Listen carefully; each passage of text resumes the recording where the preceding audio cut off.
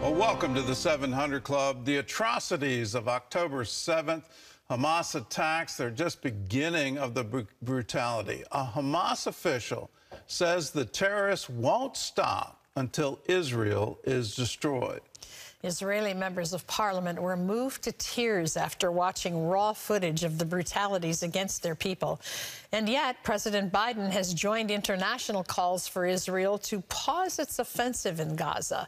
CBN Middle East Bureau Chief Chris Mitchell reports from Jerusalem. For the first time since the war began, foreign nationals, including Americans, are getting out of Gaza. The U.S. State Department is helping the U.S. citizens there. In the past 24 hours, we have informed U.S. citizens and their family members with whom we are in contact that they will be assigned specific departure dates. The State Department says there are about 1,000 American citizens and family members in the Gaza Strip. Working nonstop to get Americans out of Gaza as soon and as safely as possible. This is the result of intense and urgent American diplomacy with our partners in the region. President Joe Biden also called for a humanitarian pause in the fighting. Secretary of State Antony Blinken is departing for Israel and Jordan Thursday as international criticism of Israel builds. Jordan recalled its ambassador, and some are concerned the U.S. will ask Israel to stop its ground campaign. On the ground, the Israeli military announced it's at the gates of Gaza City. Soldiers and tanks are seen in this Israeli Defense Forces video as operations intensify inside Gaza. The IDF says dozens of Hamas targets, including observation posts, anti-tank squads and launchers, vessels and military outposts, have been destroyed. Israeli leaders are warning this new phase of the war will be long and difficult. The IDF also released this conversation showing Hamas taking fuel for its war machine from a Gaza-based Indonesian hospital. Turkey and Iran's foreign ministers met Wednesday in a show of solidarity. Iran's foreign minister says the region is on the brink. Undoubtedly, if the war isn't stopped immediately, the United States of America, the fake regime of Israel, and the supporters of the continuation of the war crimes will be directly responsible for the situation in the region getting out of hands. Some 240 people, including Americans, are still being held hostage by Hamas. A Hamas official in Lebanon declared they would repeat October 7th. He said, Israel is a country that has no place on our land.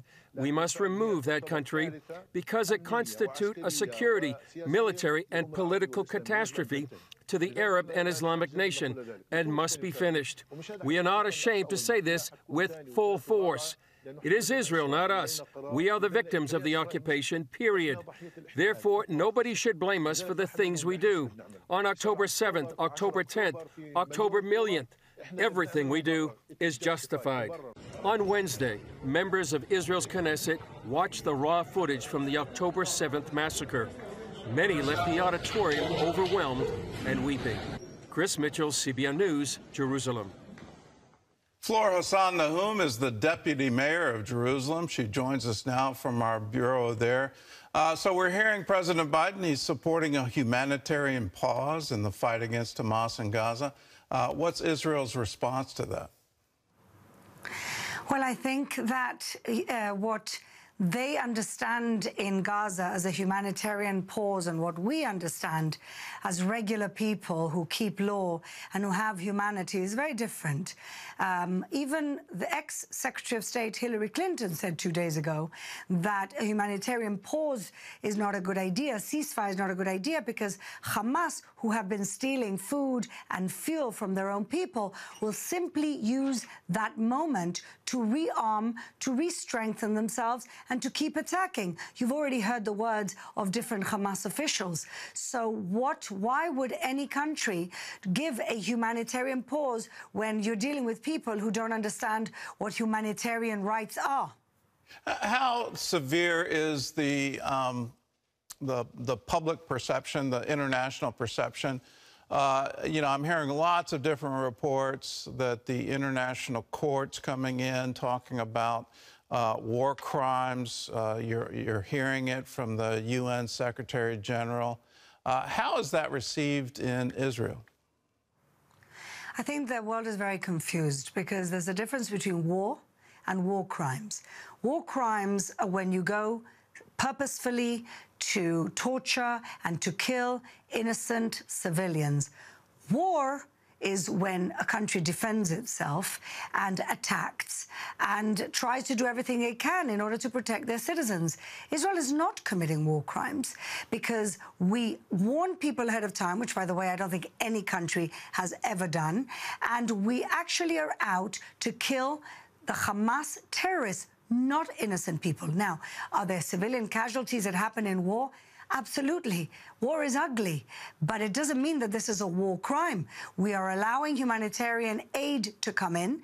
We've let 100 trucks of humanitarian aid every single day, which is actually more than the other side are doing, who are not even giving us any type of proof of life or any type of assurance that our 230 hostages, amongst them 5-month-old babies and 85-year-old elderly people with dementia, are getting any type of assistance. We even don't know if they're alive at this point. And so I think that if Israel is outstretching its hand to the innocent civilians of the Gaza Strip with the humanitarian aid, as we've opened up the crossing of Rafah, the least they could do is give us some type of information, of proof of life, of medical assistance to our 230-plus hostages. Tomorrow is a significant day. The head of Hezbollah is going to have a major speech. Are you anticipating that there'll be yet another front in this war? Well, I think that there was a big plan here, Iranian plan, because they're behind everything. They're the big puppet masters. And essentially, Hamas in Gaza is a proxy, as is Hezbollah, as is Syria. They've completely destroyed Lebanon. They're in Afghanistan through the Taliban and Iraq and, of course, Qatar and Turkey. And so this is the big plan of Iran, which includes, at some point, getting to the free world, including the United States of America. So I don't have many expectations of the arch-terrorist leader of Hezbollah. He has been essentially pricking Israel, but not really starting a full-out war. So perhaps he's announcing there's going to be a war. And at that point, I think it'll be very useful. And the United States of American government have been extremely supportive. They understand that this could conflagrate into a regional war. And America has already picked a side, thank God. And they themselves are being attacked by Iranians at this point. So this could conflagrate into a regional war. Let's talk about that regional war and particularly the threats coming out of Turkey that they're going to send troops to Gaza. They're calling for ceasefire. What would happen in a regional conflict if a member of NATO, Turkey, a member of NATO, gets involved in this war? Well, I think that promptly, I would hope, they would get kicked out of NATO because Turkey really hasn't decided who it is and what it wants yet. On the one hand, they're constantly flirting with the West. They wanted to be part of the European Union at one point. They joined NATO. But on the other hand, they harbor a fundamentalist. They harbor terrorists. They've completely ruined any type of freedom of speech, free press. So they eventually will have to pick a side. Knowing Erdogan, who is very much connected to the Muslim Brotherhood, he may pick the side of evil. And if he does, then I believe that the member states of NATO have a difficult decision to make. And I hope, with the guidance of the United States, they will kick them out. What about even a bigger conflict? Iran supplied weapons to Russia that are currently being used in Ukraine. Azerbaijan, what they're doing in Armenia. Could Russia get involved? Hamas just recently, like yesterday, met in Moscow. Is that an even bigger concern that we could see not just the region, but Russia get involved? Absolutely. Russia has made the most horrible statements, even yesterday at the UN, putting all the blame on Israel for an attack that we didn't start, that was unprovoked, for a massacre that they haven't recognized yet. Russia doesn't have any values. They don't really have any type of moral compass. They will go for what's good for them. And at the moment, allying themselves with the forces of evil in Iran is good for them because they've been isolated by the United States, the West, and Europe. And so they're just picking whatever side is good for them. They have skin in the game. They're in northern Syria, in southern Syria. And so this could definitely be the start of a third world war. I don't want to be the angel of doom here, but it only takes a few wrong moves by the dangerous players in this region for this to become something really much wider. What can people who do have a moral compass, you're talking to a lot of Christians right now, I know you meet often with Christian groups in Jerusalem. How can the Christian community, not just here in the United States, not just in Europe, but around the world, how can we stand with you at this time? Well, first of all, I have so much love and appreciation for our Christian friends from all around the world. I get messages every single day. People in the Christian world are not confused. They understand what evil is, and they understand what good is, and which side Israel and the United States are on. So firstly of all, I have great appreciation. But I think there's something very practical the Christian world could help us with, and that is pressurizing the Red Cross to do the right thing.